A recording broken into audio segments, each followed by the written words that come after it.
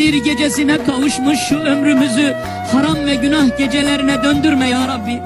Allah'ım ne olur bizi bağışla. Allah'ım ne olur bizi affet. Allah'ım ne olur bizi affet.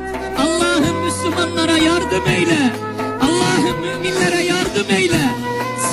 Sahipsiz kaldık ya Rabbi.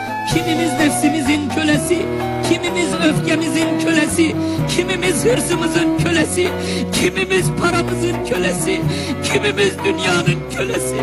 Maskara maymunlara döndük ya Rabbi. Ya Rabbi, Kadir gecesi olmayacaksa bu ne zaman olacak? Kadir gecesi düzelmeyecekse bizim hayatımız başka hangi gün düzelir? Bu gece bizi düzelt ya Rabbi. Bu gece bizi doğru yola ilet ya Rabbi. Sapmayan ve saptırmayan bir yol nasip eyle. Allah'ım ya Rabbi, şeytanlar ard ardınca gelse de bu geceden sonra bizi Kur'an'dan koparma ya Rabbi. Kur'an'dan ayırma ya Rabbi.